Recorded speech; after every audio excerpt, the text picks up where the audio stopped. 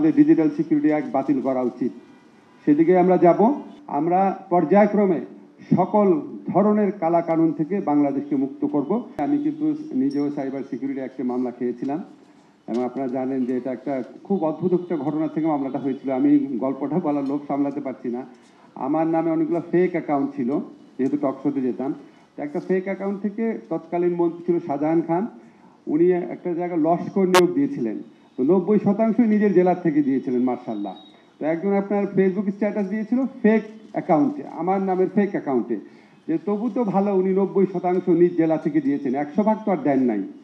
এটাতে নাকি ওনার মানহানি হয়েছে।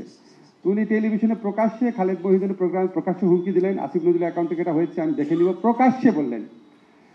খালেদ তাকে বারবার বললো আরো তো অনেকে লিখছে আপনাকে নিয়ে, মন্ত্রীরা পার্লামেন্টে হাসাহাসি করতেছে, ওই অ্যাকিউজ করছে, সেগুলি কি না উনি করবেনই মামলা।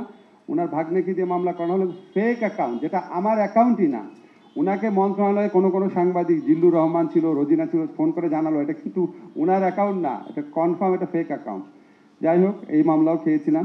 তবে আমাদের সবাই একরকম সাফার করেনি। আজকে আমরা যে খাদিজাতুল কোবরার ঘটনা শুনলাম, এটা সবচেয়ে নির্মম দিক ছিল। আপনারা খেয়াল করেন না এই জিনিসটা, হাইকোর্ট জামিন দিয়েছিল, তারপরে আপিলেট ডিভিশন এই জামিনের ডেটটা বারবার পিছাচ্ছিল, যেন বিচার ছাড়াই তাকে বারবার জেলে রাখা হয়। মানে একটা দেশের আপিল বিভাগ এবং আমি পার্সোনাল কিছু অভিজ্ঞতা আছে। আমি ওখানে ব্যক্তিগতভাবে তখনকার অ্যাটর্নি জেনারেল ছিলেন, ওনাকে বলেছিলাম যে এটা কী করতেছে আপিলেট ডিভিশন। উনি যেহেতু নাই, আমি ওনার অবর্তমানে উনি কী উত্তর দিয়েছিল বলতে চাই না। যাই হোক, এই সমস্ত মর্মান্তিক অভিজ্ঞতা ছিল, আমাদের সবার মতামত আমি শুনেছি। আমার মনে হয় অবশ্যই আমাদের ডিজিটাল সিকিউরিটি অ্যাক্ট বাতিল করা উচিত।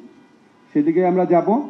ঠিক এই মুহূর্তে পুরাটা বাতিল করব নাকি স্পিচ অফেন্স সব বাতিল করে দিব, সেটার ব্যাপারে আমি একটু, সাইমুম আছে, তারপর আমাদের মাহফুজুল হক সুপন আছে, তারা বিষয় বিশেষজ্ঞ, তারপর একদম আরও যদি কোনো বিষয় বিশেষজ্ঞ দেখে থেকে আমরা কথা বলে নিব। বাট আলটিমেট এটা বাতিল হবে। পরবর্তীকালে যখন নতুন আইন হবে, এটার বেসিক অ্যাপ্রোচ থাকবে সাইবার সুরক্ষা দেওয়া এবং নাগরিককে সুরক্ষা দেওয়া বিশেষ করে।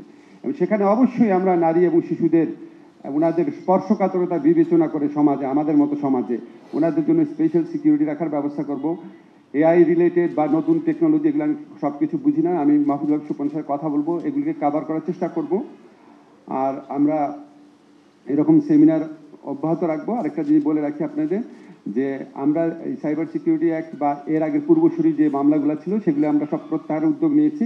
কিন্তু আমাদের একটা ধারণা আছে কি, নাগরিক পরিসরে যে একটা আইন মন্ত্রণালয় বা স্বরাষ্ট্র মন্ত্রণালয় চাইলেই সব মামলা উদ্যোগ করে দিতে পারে একবারে। এটা সত্যি না। আপনারা প্লিজ একটু ভালো করে একটু মনে রেখেন, একটা মামলার বিভিন্ন স্তর থাকে।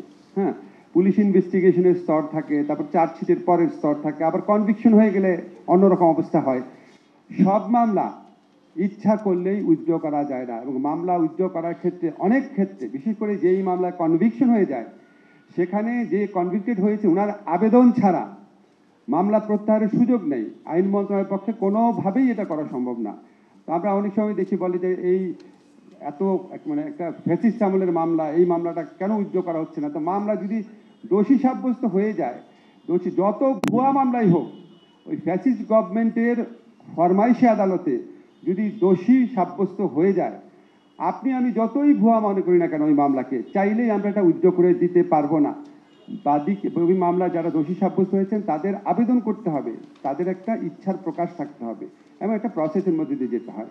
যাই হোক, আমরা ডিজিটাল সিকিউরিটি অ্যাক্টের ক্ষেত্রে এই প্রসেসগুলো ফলো করার চেষ্টা করব। আমাদের গুড ইন্টেনশন আছে, আমাদের মধ্যে সবার মধ্যে ঐক্য আছে, আমরা জানি কি করতে হবে, কিভাবে করতে হবে, সেটা নিয়ে আমাদের আরেকটু আলোচনার প্রয়োজন আছে। বাট আপনাদেরকে কথা দিতে পারি, আমরা পর্যায়ক্রমে সকল ধরনের কালা কানুন থেকে বাংলাদেশকে মুক্ত করব।